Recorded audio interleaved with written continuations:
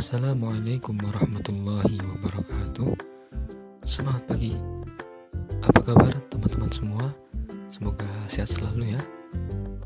Kita mau ngobrol dikit tentang rumah sakit, teman-teman.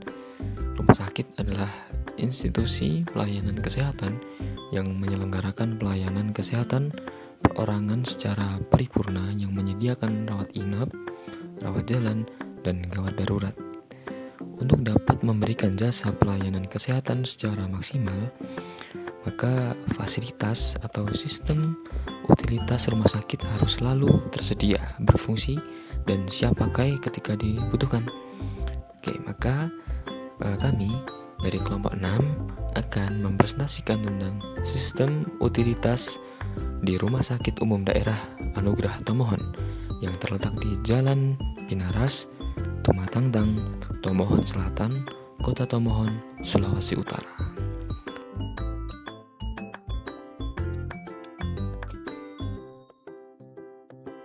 Ada sebuah pepatah mengatakan, kalau tak kenal, maka tak sayang. Jadi supaya saling sayang, yuk kita kenalan dulu dengan anggota kelompok 6. Yang pertama ada Alvida Kusumaningrum. Kemudian ada Ari Prastianto. Kemudian ada Dedi Martono. Lalu ada Fitria Salsabila, Kartika Ayu Larasati, Nindi Dian Twindita. Kemudian ada Rafidah Aziz Nurul Haliza, ada Salsabila Gracela. Kemudian yang terakhir ada Wulandia. Salam kenal. Kami semua adalah mahasiswa dari kelas A angkatan 2017 Prodi D4 Keselamatan dan Kesehatan Kerja Universitas 11 Maret. Selanjutnya akan ada penjelasan menarik tentang sistem utilitas yang ada di RSUD Anugerah Tomohon. Silakan disimak ya. Enjoy it.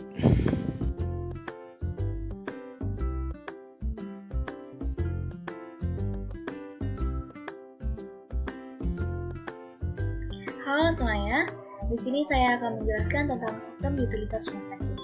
Prasarana atau sistem utilitas rumah sakit adalah sistem dan peralatan yang mendukung pelayanan mendasar perawatan kesehatan yang aman.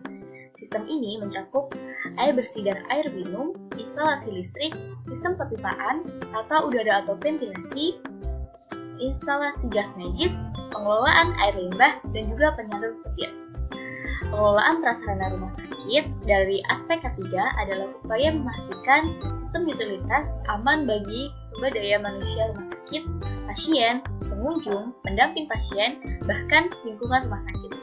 Kemudian, peraturan terkait dengan sistem utilitas rumah sakit diantaranya yaitu Undang-Undang RI Nomor 36 Tahun 2009 tentang Kesehatan, Undang-Undang RI Nomor 44 Tahun 2009 tentang Rumah Sakit, Undang-Undang RI Nomor 24 Tahun 2007 tentang Penanggulangan Bencana, Undang-Undang RI Nomor 1 Tahun 1970 tentang Keselamatan Kerja, Peraturan Menteri RI Nomor 50 Tahun 2012 tentang Sistem Manajemen K3, Peraturan Menteri Kesehatan RI Nomor 1961 Tahun 2011 tentang Keselamatan Pasien Rumah Sakit, Peraturan Menteri Pekerjaan Umum RI Nomor 24 Tahun 2008 tentang Pedoman Pemeliharaan dan Perawatan Bangunan Gedung, Keputusan Menteri Kesehatan RI Nomor 1087 Tahun 2010 tentang Standar Kesehatan dan Keselamatan Kerja di Rumah Sakit, Keputusan Menteri Kesehatan RI Nomor 1204 Tahun 2004 tentang Persyaratan Kesehatan Lingkungan Rumah Sakit,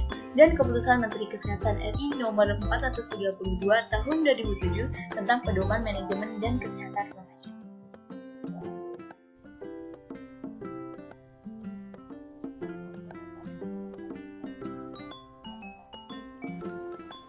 Sistem utilitas di rumah sakit yang pertama adalah air bersih dan air minum.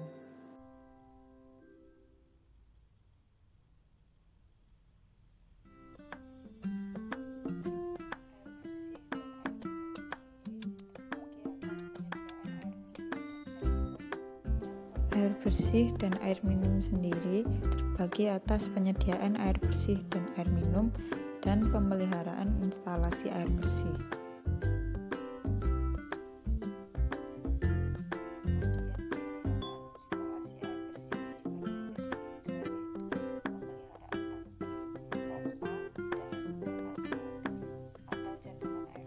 Kemudian pemeliharaan instalasi air bersih dibagi menjadi 3, yaitu pemeliharaan tangki, pompa, dan sumber alternatif atau cadangan air bersih.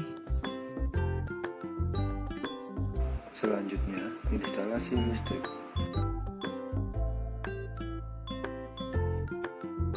Instalasi listrik dibagi menjadi 3. Yang pertama, jaringan instalasi listrik. Yang kedua, pemeliharaan instalasi listrik. Yang ketiga, sumber alternatif atau cadangan listrik. Instalasi listrik di rumah sakit harus tersedia dan berfungsi selama 1x24 jam dan 7 hari seminggu untuk menjamin keselamatan, kesehatan, kenyamanan, dan memberikan kemudahan bagi pengguna listrik di rumah sakit. Yang pertama, jaringan instalasi listrik. Jaringan instalasi listrik di rumah sakit meliputi jaringan kabel atau sistem perkabelan, sistem penerangan, sistem perlistrikan, grounding atau pembumian, dan panel listrik. Yang kedua, pemeliharaan instalasi listrik. Ini dibagi menjadi 3. Yang pertama, jaringan kabel atau sistem perkabelan, yaitu dilakukan pengukuran tahanan isolasi dengan merger setiap 3-4 tahun sekali. Apabila nilai tahanan isolasi kabel kurang dari 250 kOhm, maka instalasi kabelnya harus diganti atau diperbaiki. Kemudian, sistem penerangan. Sistem penerangan ini dimaksud adalah lampu. Jika lampu pada rumah sakit mati, maka harus diganti. Kemudian, sistem instalasi listrik, yaitu pemilihan saklar atau pemeliharaan. Yang ketiga, sumber alternatif atau cadangan listrik. Dibagi menjadi 2. Yang pertama, generator set atau biasa disebut genset. Genset adalah generator pembangkit tenaga listrik yang berfungsi sebagai sumber alternatif apabila listrik PLN padam. Jumlah dan kapasitas genset yang digunakan di rumah sakit sesuaikan dengan kebutuhan daya yang diperlukan untuk mendukung kegiatan operasional rumah sakit. Kemudian, UPS. UPS adalah seperangkat alat yang berfungsi sebagai backup atau cadangan listrik pada saat aliran listrik padam. Bersifat sementara waktu, biasanya digunakan untuk peralatan medis dan peralatan elektronik, seperti USG. Di sini saya akan menyampaikan materi mengenai sistem pumping atau perpipaan di rumah sakit.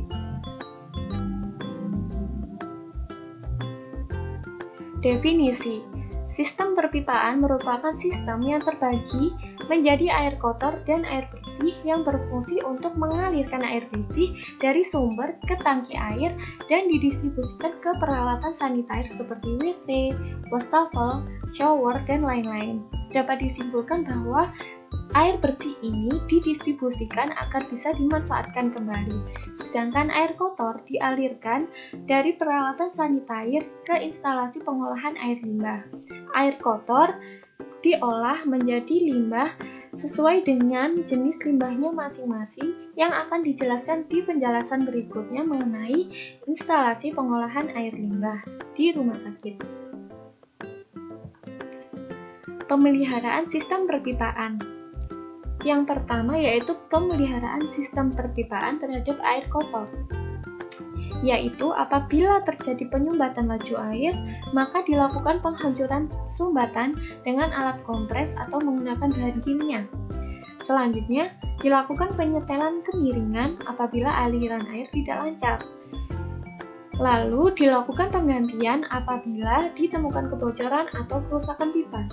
Yang kedua yaitu pemeliharaan sistem perpipaan terhadap air kotor, yaitu dapat dilakukan dengan penggantian apabila pipa sudah mengalami korosi atau kebocoran. Selanjutnya saya, Kartika Ayu Larasati, akan menjelaskan materi tentang instalasi gas medis. Nah, apa itu instalasi gas medis dan bagaimana tata cara pemeliharaannya di rumah sakit? Nah, di sini saya akan menjelaskan tentang materi tersebut. Jadi, instalasi gas medis merupakan seperangkat sentral gas medis, perpipaan gas medis sampai titik outlet yang dibutuhkan untuk pelayanan medis pada sarana kesehatan. Pada kelompok kami menggunakan Rumah Sakit Umum Daerah Anugerah Tomohon sebagai studi kasus sistem utilitasnya. Pada rumah sakit tersebut, mereka menggunakan gas medis jenis oksigen atau O2. Selanjutnya, kita akan membahas tentang materi pemeliharaan instalasi gas medis. Nah, di sini ada beberapa cara. Nomor 1, pengecekan tabung kosong dan tabung isi. Yang kedua, pemasangan tanda atau label tabung kosong dan tabung isi. Jadi, pemasangan tanda atau label ini berfungsi untuk membedakan apakah tabung ini kosong atau berisi. Nah, yang ketiga adalah pengecekan pressure gauge tiap unit atau pengecekan meteran tekanan. Yang keempat adalah penggantian pressure gauge apabila ditemukan tidak berfungsi atau rusak. Dan yang kelima adalah pengecekan katup atau valve. Dan yang terakhir adalah penggantian katup atau valve apabila ditemukan rusak atau bocor. Jadi, apabila kita menemukan katup atau valve yang sudah rusak atau bocor, maka kita harus mengganti untuk menjaga keamanannya. Nah, sekian presentasi dari saya. Materi selanjutnya akan disampaikan oleh rekan saya.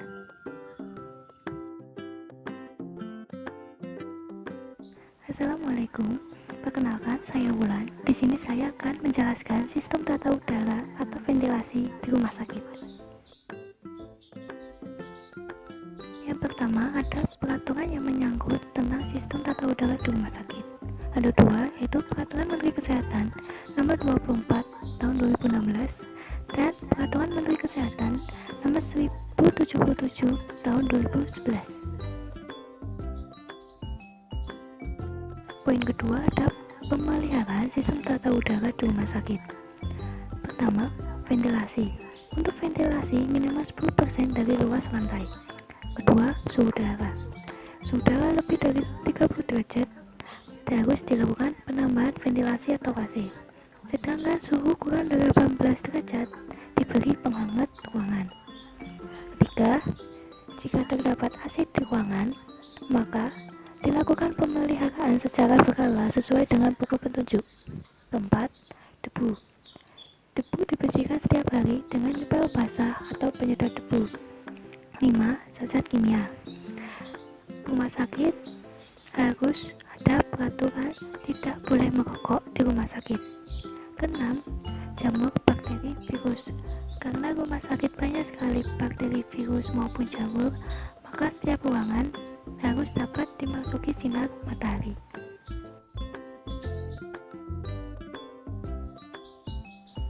Yang terakhir adalah sistem tata udara yang sudah diterapkan di RSUD Anugerah Tomohon. Untuk sistem tata udaranya, rumah sakit tersebut telah menggunakan AC dan ventilasi dinding. Kemudian untuk pemeliharaannya, yaitu pemeliharaan AC, dilakukan cuci filter AC 1 minggu sekali dan servis outdoor dan indoor AC 1 bulan sekali. Sekian yang dapat saya jelaskan. Selanjutnya akan dilanjutkan oleh rekan saya, Salsabila.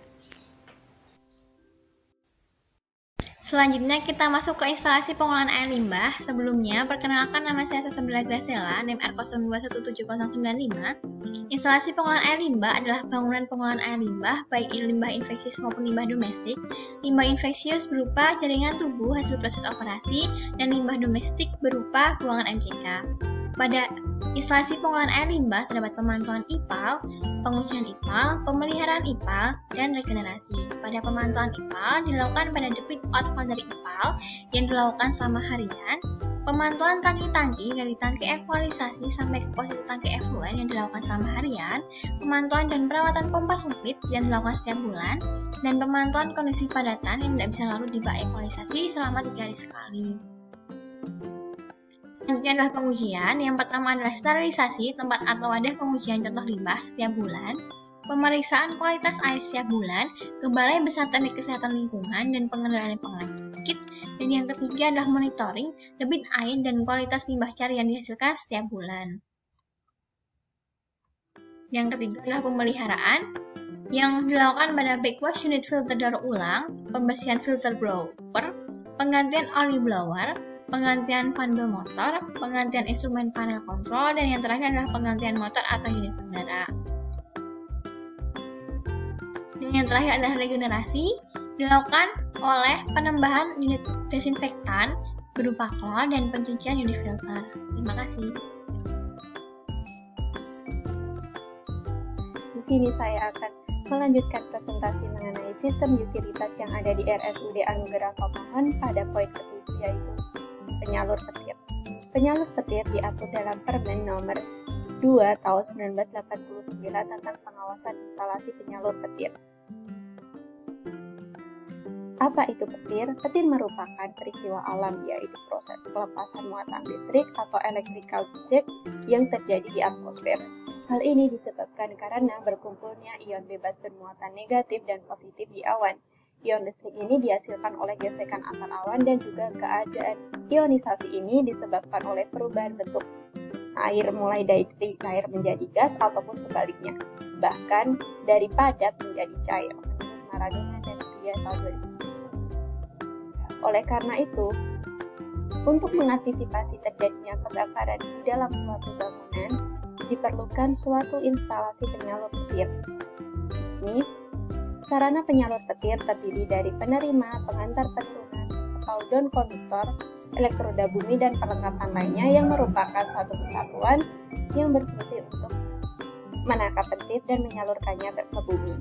Penerima di sini merupakan peralatan atau penghantar yang terbuat dari logam yang menonjol ke atas ataupun mendatar yang berfungsi menerima petir. Lalu ada penghantar penurunan. Penghantar penurunan di sini merupakan penghantar yang berfungsi menghubungkan antara penerima dan elektroda bumi. Lalu yang ketiga ada elektroda bumi. Elektroda bumi merupakan bagian dari suatu instalasi penyalur listrik yang ditanam langsung dan kontak langsung dengan bumi. Lalu bagaimanakah cara pemeliharaannya? Pemeliharaan dilakukan oleh Dinas Pengawas Tenaga Kerja dan Transmigrasi secara berkala selama 2 tahun sekali.